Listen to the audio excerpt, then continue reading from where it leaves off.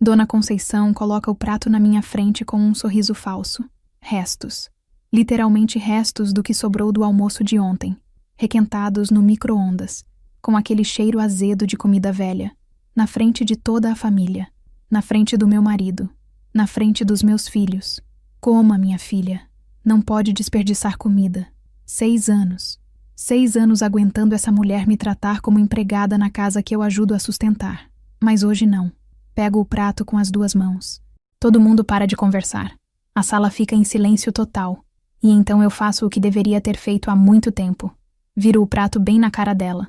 A comida azeda escorre pelo rosto enrugado, pelos cabelos grisalhos, pela blusa social que ela tanto preza. Feijão frio gruda no óculos dela. O molho de tomate mancha a toalha da mesa que ela limpa religiosamente todos os dias. Não desperdiço comida, eu digo, olhando diretamente nos olhos dela. Mas também não como lixo. O que aconteceu depois dessa frase mudou tudo. Absolutamente tudo.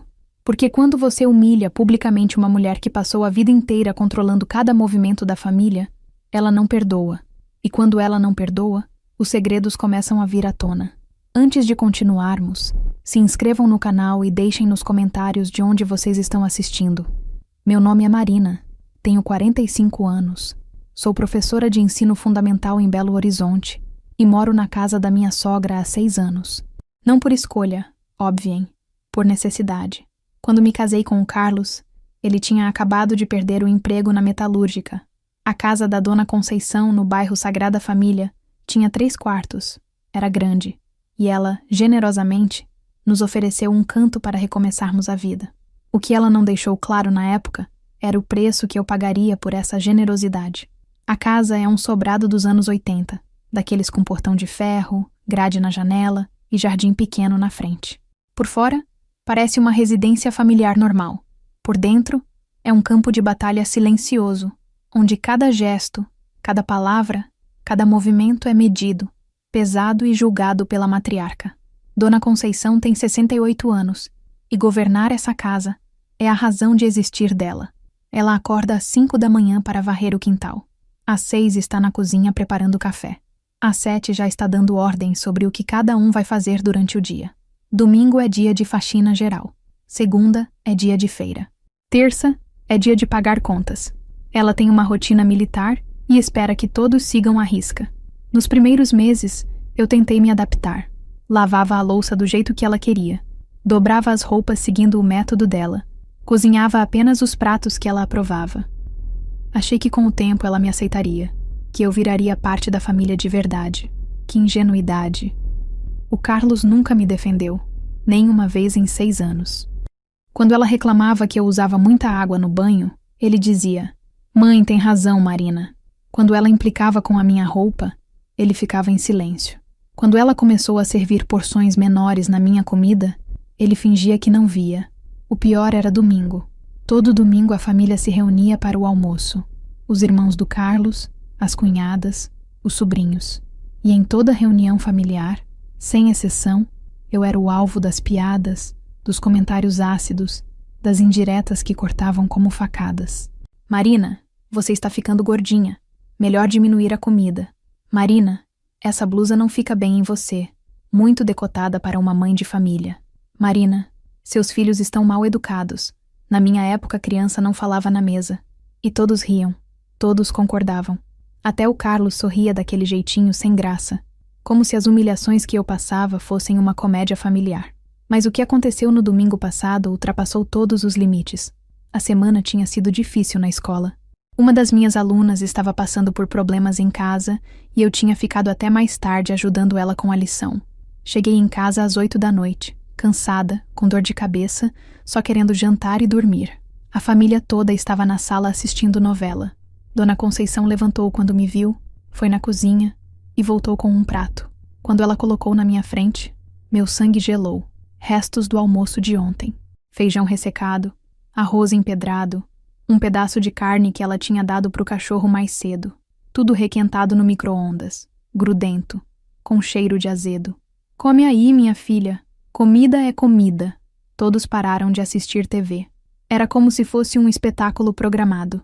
Dona Conceição com aquele sorriso de satisfação. O Carlos olhando para o chão. os cunhados sussurrando entre si, as crianças me olhando com curiosidade. Aquele momento durou uma eternidade. Eu segurando o prato de comida velha, sentindo o cheiro horrível subindo pelas narinas, vendo o sorrisinho de deboche no rosto da minha sogra. E então, alguma coisa quebrou dentro de mim. 6 anos de humilhação, 6 anos de silêncio, 6 anos sendo tratada como cidadã de segunda classe na casa que eu ajudava a sustentar com o meu salário de professora. Levantei devagar, peguei o prato com as 2 mãos e virei tudo na cara dela. O barulho foi satisfatório. O feijão espalhou pelo chão, o arroz grudou no cabelo dela, o molho azedo escorreu pelo rosto enrugado. Pela primeira vez em 6 anos, Dona Conceição ficou sem palavras. Não desperdiço comida, eu falei, olhando bem nos olhos dela, mas também não como lixo. A sala explodiu em gritos. O Carlos se levantou pálido. As cunhadas começaram a falar todas ao mesmo tempo. Os sobrinhos correram para ver o que tinha acontecido. Mas eu só conseguia olhar para a cara suja da Dona Conceição, vendo toda aquela arrogância derreter junto com o molho de tomate que escorria pelo pescoço dela. Você vai se arrepender, ela disse baixinho, limpando o rosto com a manga da blusa. Vai se arrepender muito. E foi aí que eu percebi. Não era apenas sobre comida. Nunca foi. Era sobre poder. Era sobre mostrar para toda a família quem mandava naquela casa. Era sobre me quebrar, me diminuir, me fazer aceitar qualquer coisa que ela quisesse me dar. Mas ela não sabia de uma coisa. Professora aprende a ser resiliente. Professora aprende a lidar com provocação. E professora, quando decide reagir, sabe exatamente como fazer doer. O que ela não esperava era que eu conhecesse alguns segredos da família. Segredos que ela guardava há anos, como se fossem tesouros preciosos. Segredos que, se revelados, destruiriam a imagem de família perfeita que ela construiu durante décadas. Carlos me puxou para o quarto, tentando me acalmar, me pedindo para pedir desculpas. Mas já era tarde demais. A guerra tinha começado, e dessa vez eu não ia recuar. Marina, você enlouqueceu? É minha mãe. Sua mãe me tratou igual um cachorro por 6 anos, Carlos. E você deixou. Ela é idosa, tem os problemas dela. Ter 68 anos não dá direito de humilhar ninguém. Ele ficou andando de um lado para o outro no quarto, passando a mão no cabelo, como sempre fazia quando estava nervoso. O que eu vou fazer agora?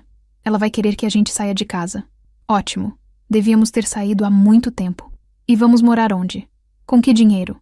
Com o meu salário e o seu, como qualquer casal normal. Mas Carlos não queria sair de casa. Nunca quis. Aos 44 anos, ele ainda dependia da mamãe para tudo. Para comida, para roupa lavada, para casa, para validação emocional. Ele não era marido. Era um filho eterno que tinha arranjado uma mulher para dividir a cama. Naquela noite, deitada na cama, ouvindo ele roncar, eu tomei uma decisão. Se a Dona Conceição queria guerra, ia ter guerra. Mas dessa vez, com as armas certas. Porque eu sabia sobre o dinheiro escondido no guarda-roupa dela. Sabia sobre as mentiras que ela contava para os vizinhos. Sabia sobre o caso que ela teve há 20 anos e que ninguém da família suspeitava. E, principalmente, sabia sobre o que ela fez com a herança do meu sogro quando ele morreu. Se ela queria brincar de expor fraquezas, íamos brincar. Mas desta vez, quem ia sair perdendo não seria eu. O domingo seguinte seria interessante. Muito interessante. A semana que se seguiu ao episódio do prato foi de guerra fria total. Dona Conceição não dirigia uma palavra para mim, mas seus olhares eram facadas envenenadas. Ela sussurrava no ouvido das cunhadas quando elas vinham visitar, sempre me lançando olhares de desprezo. O Carlos tentava fazer as pazes entre nós duas, mas eu não estava interessada em paz. Estava interessada em justiça. Na quinta-feira, ela cometeu o primeiro erro. Achou que podia usar meus filhos contra mim. Cheguei da escola e encontrei a Julinha, minha filha de 8 anos, chorando no quarto. Quando perguntei o que tinha acontecido, ela me contou que a vovó Conceição tinha dito que a mamãe era uma mulher mal educada e que se ela não se comportasse direitinho, ia ficar igual a mim. Pronto, mexeu com meus filhos, mexeu com o que eu tenho de mais sagrado. Foi nessa hora que decidi usar a primeira carta do meu baralho. Uma carta que eu guardava há 3 anos, esperando o momento certo. Era sexta-feira de manhã. Dona Conceição estava na cozinha preparando o café, como sempre. Sentei na mesa e, bem casualmente, comecei a falar. Conceição, você conhece a Dona Marlene lá da padaria da esquina? Ela parou de mexer o açúcar no café e me olhou desconfiada. Conheço. Por quê? Ah, ela me contou uma história interessante ontem, sobre um casal que ela viu algumas vezes no motel da Avenida Cristiano Machado. Um casal bem discreto. A colher caiu da mão dela e bateu no chão. O barulho ecoou pela cozinha inteira. Não sei do que você está falando. Claro que sabe. Principalmente porque um dos carros que a Marlene viu era aquele Corsa prata velho que você vendeu ano passado. Sabe? Aquele que você dizia que usava só para ir no mercado. O rosto dela ficou branco como papel. As mãos começaram a tremer. Há 3 anos, por acaso, eu tinha visto Dona Conceição saindo de um motel com um senhor que definitivamente não era o meu sogro. Que, aliás, já tinha morrido fazia 5 anos na época. O homem era o seu Geraldo, dono da mercearia onde ela fazia compras. Casado, pai de família, frequentador assíduo da igreja. Eu nunca disse nada para ninguém. Guardei a informação como se guarda um seguro de vida, porque eu sabia que uma hora ia precisar. Marlene tem uma imaginação muito fértil, ela conseguiu dizer, mas a voz estava tremendo. Tem mesmo, principalmente quando ela me mostrou as fotos que tirou no celular. Sabe como é, né? Hoje em dia todo mundo fotografa tudo. Mentira deslavada. Não existiam fotos, mas Dona Conceição não sabia disso. Ela se apoiou na pia, claramente abalada. O que você quer? Respeito. Só isso. Respeito por mim e pelos meus filhos. E que você pare de tentar me humilhar na frente da família. E se eu não parar? Aí eu vou ter que conversar com a Dona Maria, mulher do seu Geraldo. Imagina só que interessante seria essa conversa? Principalmente na porta da igreja, depois da missa de domingo, com todo mundo ouvindo. Ela me olhou com um ódio puro, destilado, concentrado, mas também com medo, muito medo. Você é uma cobra. Aprendi com a melhor. Achei que isso ia ser suficiente para ela me deixar em paz. Que engano. No sábado de manhã, acordei com o Carlos me balançando. Marina, levanta. Minha mãe quer conversar com você. Agora. Olhei o relógio. 6 da manhã. Que tipo de conversa ela queria ter às 6 da manhã de um sábado? Desci para a sala e encontrei Dona Conceição sentada na poltrona dela, com uma expressão que eu nunca tinha visto antes. Calma. Perigosamente calma. Senta aí, Marina. Nós precisamos acertar umas coisas. Sentei no sofá, mantendo distância. Você acha que é muito esperta, né? Que pode me chantagear e sair por cima? Não é chantagem. É autodefesa. É? Então vamos ver quem tem mais munição nessa guerra que você começou. Ela pegou uma pasta que estava ao lado da poltrona e tirou alguns papéis de dentro. Você sabia que eu tenho acesso à conta bancária que você divide com o Carlos? Sabia que eu vejo todos os extratos? Meu sangue gelou. E você sabia que nos últimos 2 anos, todo mês sai uma transferência de R$ 400 da conta de vocês para uma conta no nome de Débora Silva? Débora Silva, minha mãe, que estava internada numa clínica de reabilitação para alcoólatras há 2 anos. Uma clínica particular que custava exatamente R$ 400 por mês. Carlos não sabe dessa transferência, né? Porque eu perguntei para ele ontem. Perguntei se ele sabia de algum gasto mensal que vocês tinham que ele não soubesse. E sabe o que ele disse? Ela estava sorrindo. Aquele sorriso de cobra que eu conhecia tão bem. Ele disse que não, que vocês não tinham nenhum gasto escondido. Imagina só a surpresa que vai ser quando ele descobrir que a mulher dele está mandando R$ 400 por mês para a mãe alcoólatra, sem ele saber. Minha mãe tinha recaído no alcoolismo depois que meu pai morreu. Eu estava pagando o tratamento dela sem contar para o Carlos porque sabia que ele não ia entender. Ele sempre foi preconceituoso com relação ao problema da minha mãe. O que você quer? Que você peça desculpas, na frente de toda a família, no almoço de domingo, e que prometa nunca mais me desrespeitar. E se eu não fizer isso? Aí eu vou contar para o Carlos sobre os R$ 400. E também vou contar sobre os outros gastos interessantes que eu encontrei. Como, por exemplo, os R$ 200 que você gastou na farmácia mês passado comprando antidepressivos. Carlos sabe que você toma antidepressivo? Não sabia. E eu não queria que soubesse. Carlos tinha uma visão muito simplista sobre saúde mental. Para ele, depressão era frescura e antidepressivo era vício. Também encontrei uns gastos bem interessantes na livraria do shopping. Livros sobre divórcio, sobre direitos da mulher, sobre independência financeira. Parece que alguém anda planejando alguma coisa, né? Ela tinha me encurralado. Completamente. Você é diabólica. Não, minha querida. Eu sou experiente.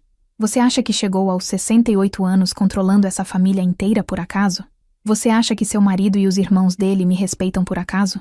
Ela se levantou e veio até onde eu estava, se inclinando para falar bem perto do meu ouvido.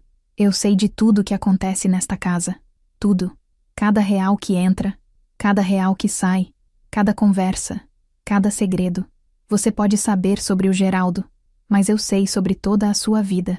E se você quiser continuar morando aqui, vai ter que engolir o orgulho e me respeitar. Saí da sala completamente derrotada. Subi para o quarto, tranquei a porta e chorei. Chorei de raiva, de frustração, de impotência. Mas enquanto chorava, uma coisa ficou clara na minha cabeça. Dona Conceição tinha cometido um erro grave. Ela tinha me subestimado, porque se ela achava que conhecia todos os meus segredos, estava muito enganada.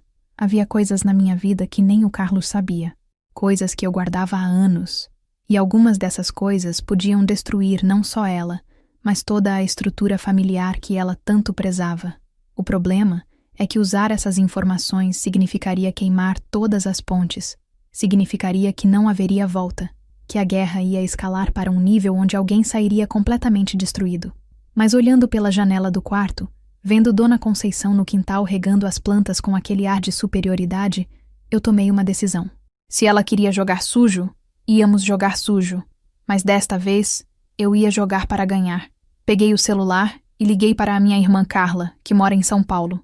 Carla, você ainda tem aqueles documentos do papai? Aqueles que você achou na casa dele depois que ele morreu? Tenho. Por quê? Precisa trazer eles para mim.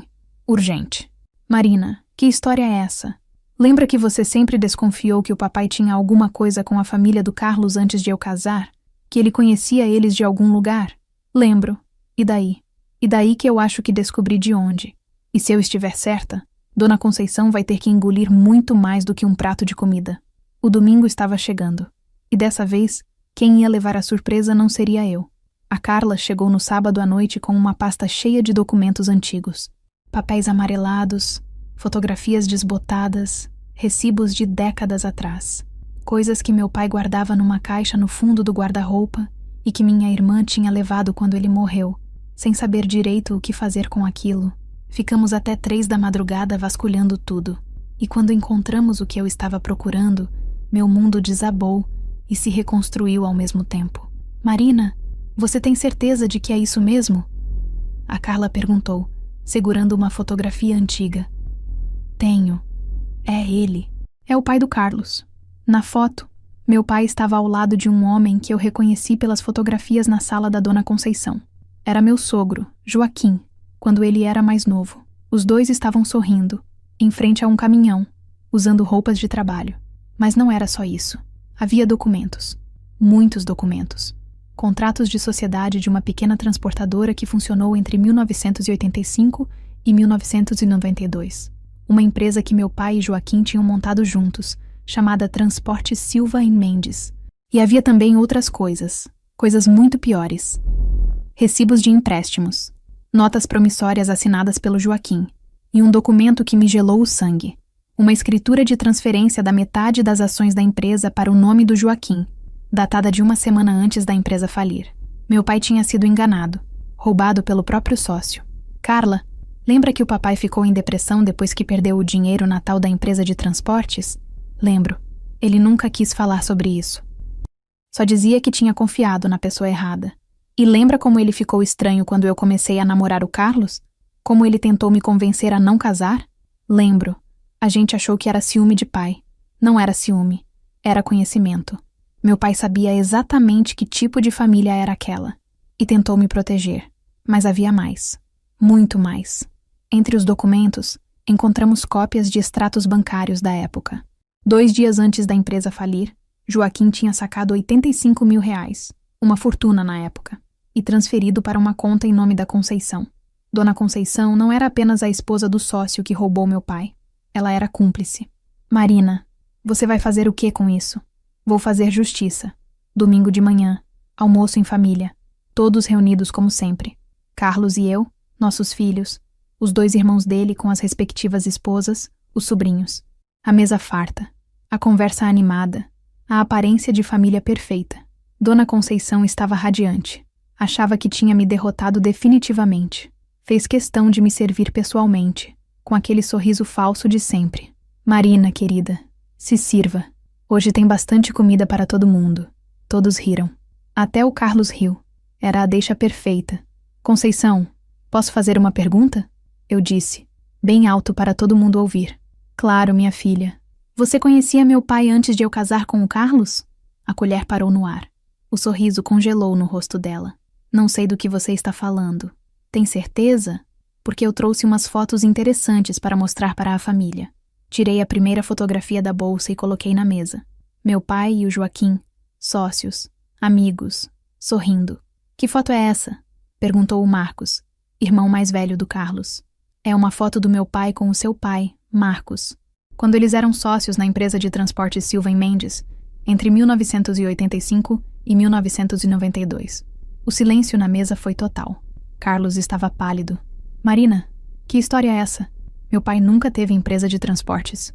Teve sim, e foi muito bem sucedida. Até o dia em que ela faliu misteriosamente e meu pai perdeu tudo.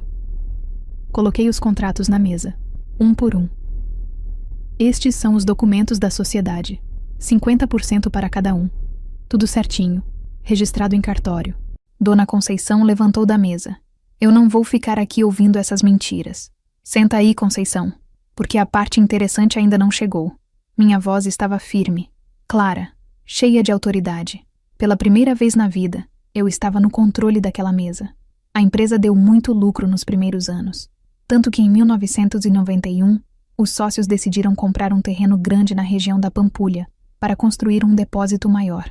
Um terreno que hoje vale mais de 2 milhões de reais. Carlos engasgou com a comida. 2 milhões? Isso mesmo. Porque esse terreno hoje é onde fica o shopping que vocês frequentam toda semana. Lembram do estacionamento gigante do lado do cinema? Era ali. Coloquei a escritura do terreno na mesa. O problema é que uma semana antes da empresa falir oficialmente, seu pai transferiu a metade das ações do meu pai para o nome dele. Ou seja, ficou com 100% da empresa. E, consequentemente, com 100% do terreno. Isso é calúnia, gritou Dona Conceição. É documentado. Tudo registrado em cartório. Seu marido roubou meu pai, Conceição. E você sabia. Mostrei os extratos bancários. 2 dias antes da falência, 85 mil reais foram transferidos da conta da empresa para a sua conta pessoal. 85 mil reais que eram metade do meu pai. A mulher do Marcos, que sempre foi mais esperta que os outros, fez a pergunta que estava na cabeça de todo mundo. Espera aí. Se esse terreno valia tudo isso, onde está o dinheiro hoje? Boa pergunta, eu disse, olhando diretamente para Dona Conceição. Porque oficialmente, quando Joaquim morreu, ele deixou apenas esta casa e algumas economias. O terreno tinha desaparecido, vendido anos antes por uma quantia ridícula, segundo vocês. E qual é a sua teoria? Perguntou o Marcos. Minha teoria é que Dona Conceição vendeu o terreno depois que Joaquim morreu e escondeu o dinheiro da família.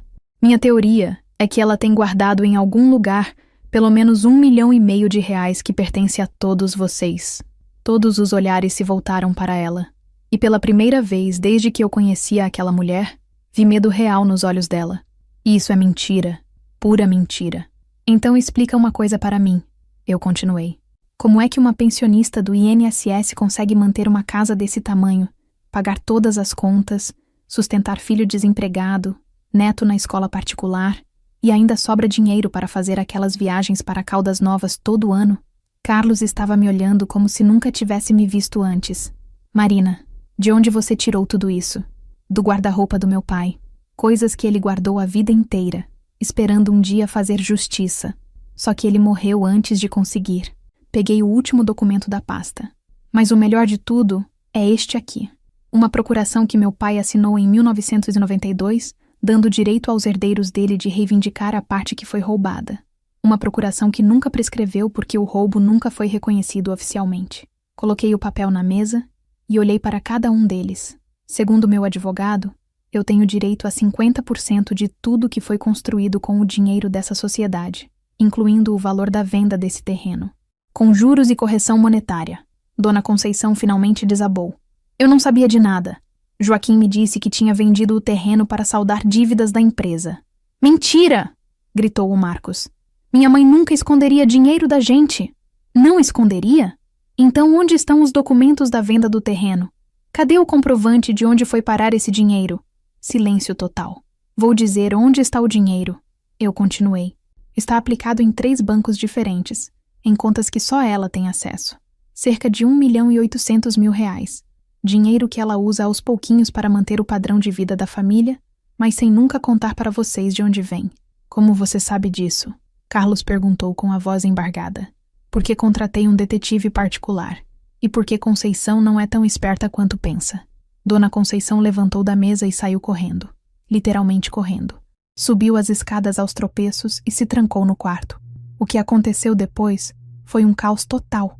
Os irmãos discutindo, as cunhadas gritando, as crianças chorando. Carlos me olhando como se eu fosse um monstro.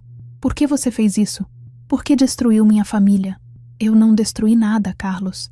Eu revelei o que já estava destruído há muito tempo. Mas por que hoje? Por que na frente de todo mundo? Porque vocês nunca me deram ouvidos quando tentei conversar em particular. Porque vocês me trataram como empregada durante 6 anos. E principalmente porque ela mexeu com meus filhos. Levantei da mesa e olhei para cada um deles pela última vez como parte daquela família. O advogado vai entrar com a ação na segunda-feira. Vocês têm 2 opções. Fazer um acordo amigável e dividir o dinheiro como deveria ter sido feito desde o início. Ou enfrentar um processo que vai expor toda essa sujeira publicamente. E se a gente não aceitar? Perguntou o Marcos. Aí vocês vão descobrir que eu sei de muito mais coisas sobre esta família. Coisas que vão fazer o caso do Geraldo parecer brincadeira de criança. Peguei minha bolsa e chamei meus filhos. Vamos embora. Para onde? Carlos perguntou. Para a casa que eu comprei na semana passada com o dinheiro que eu economizei durante 6 anos. A casa onde meus filhos vão crescer sendo respeitados. Saímos pela porta da frente. Pela primeira vez em 6 anos, eu saí daquela casa de cabeça erguida. Mas a guerra ainda não tinha acabado. Na verdade, estava apenas começando. 3 meses depois do domingo que mudou tudo, eu estava na minha cozinha nova preparando o café da manhã para meus filhos, quando o Carlos tocou a campainha.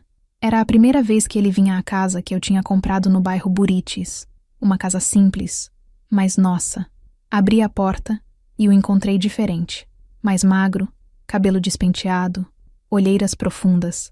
Não era mais o homem que vivia na sombra da mãe. Oi, Marina. Oi. As crianças ainda estão dormindo. Na verdade, eu vim falar com você. Deixei ele entrar, mas não ofereci café. Ainda doía ver o homem que foi meu marido por 8 anos, mas que nunca teve coragem de me defender uma única vez. Como estão as coisas lá em casa?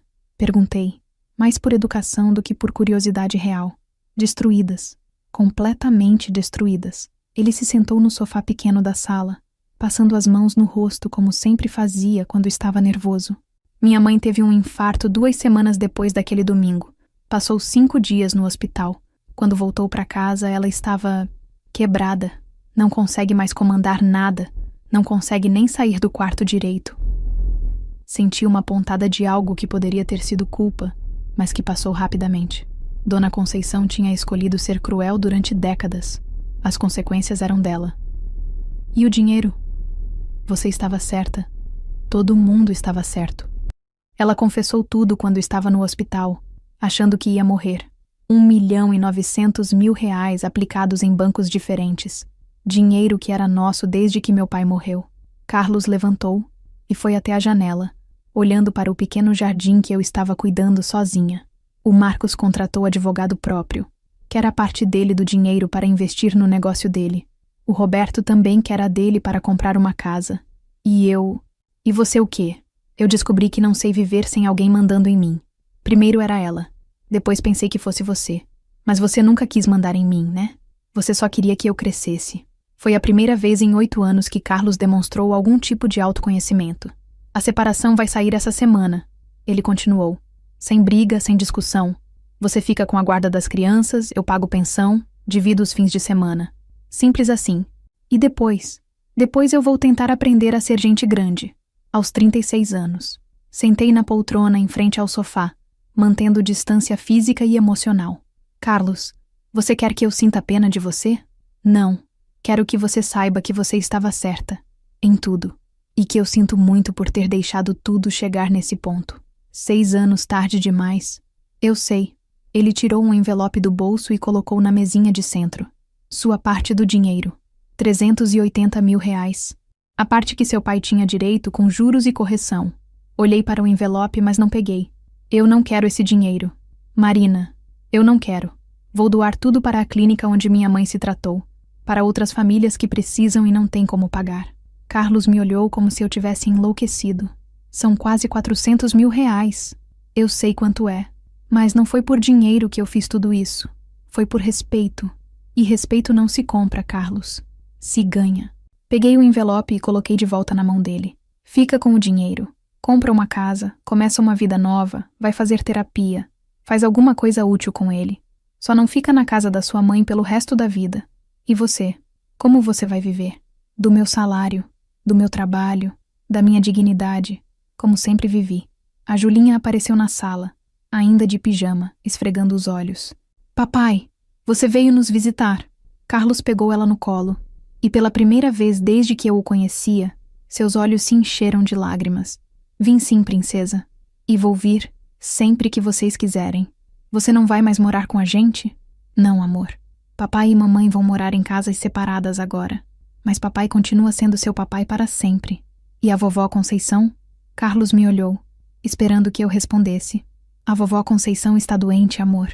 Mas às vezes vocês podem visitá-la. Quando Carlos foi embora, sentei na varanda da minha casa pequena, com meu café da manhã simples, vendo meus filhos brincarem no quintal que era nosso, só nosso, e senti uma paz que não conhecia há anos. Meu celular tocou. Era uma mensagem da minha irmã Carla. Marina, vi no jornal sobre o caso da herança. Você está bem? Respondi. Estou. Finalmente estou. 2 semanas depois, recebi uma ligação inesperada. Era o Marcos. Marina, posso conversar com você? Pode. É sobre minha mãe. Ela quer falar com você. Não tenho nada para falar com ela. Por favor. Ela está muito mal. O médico disse que talvez não dure muito tempo. Contra todos os meus instintos, concordei em ir. A casa estava diferente, silenciosa, apagada, sem vida. Dona Conceição estava no quarto dela, numa cama hospitalar que tinham alugado. Quando me viu, tentou sentar. Marina, Conceição, eu queria pedir desculpas. Fiquei em silêncio, esperando. Não pelas coisas que eu fiz, porque eu não me arrependo de ter protegido minha família do jeito que eu sabia. Então desculpas por quê? Por ter subestimado você, por ter achado que você era fraca. Ela respirou com dificuldade antes de continuar. Você fez o que eu faria. Protegeu seus filhos, lutou pela sua dignidade, não deixou ninguém pisar em você. Eu respeito isso. Conceição, você me tratou mal durante 6 anos. Não é uma conversa no leito de morte que vai mudar isso. Eu sei, mas eu queria que você soubesse que você ganhou. Justamente. Você era mais forte do que eu pensava. Eu não queria ganhar.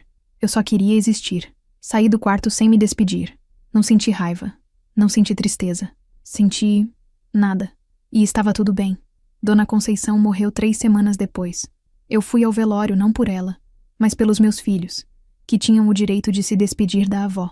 Fiquei no fundo da capela, observando uma família que um dia foi minha, processando a morte da mulher que governou suas vidas durante décadas. Carlos veio falar comigo depois do enterro. Ela deixou uma carta para você. Não quero ler. Ela disse que você ia dizer isso. Pediu para eu te contar o que está escrito. Então conta. Só uma frase. Ensina seus filhos a serem fortes igual você. O mundo precisa de mais mulheres que não abaixam a cabeça. Mas 6 meses depois, eu estava na formatura da minha turma de pedagogia. Sim, eu tinha voltado a estudar, fazendo uma especialização à noite.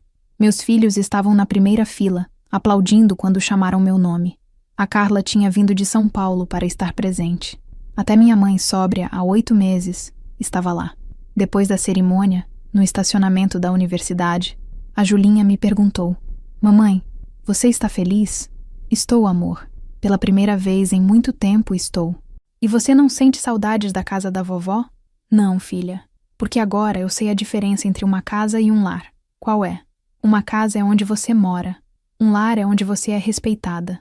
Olhei para o céu de Belo Horizonte, com aquele pôr do sol alaranjado típico de março, e pensei no que tinha aprendido naqueles meses todos. Às vezes, para reconstruir sua vida, você precisa primeiro ter coragem de destruir o que está quebrado. Às vezes, a pessoa mais corajosa na sala é aquela que decide parar de ser pequena. E às vezes, O maior ato de amor próprio é escolher sair de onde você não é valorizada. Não foi fácil, não foi rápido, mas foi necessário. E hoje, quando sirvo o jantar para meus filhos na nossa mesa pequena da nossa casa simples, eu sei que finalmente estou onde mereço estar, num lugar onde minha voz importa, onde minha presença é celebrada, onde posso ser inteira. O prato de restos que Dona Conceição me serviu naquele domingo foi, ironicamente, o melhor presente que ela podia ter me dado, porque foi o empurrão que eu precisava para descobrir que merecia muito, muito mais. E agora eu sei, nunca mais vou aceitar migalhas quando mereço o banquete inteiro. Fim.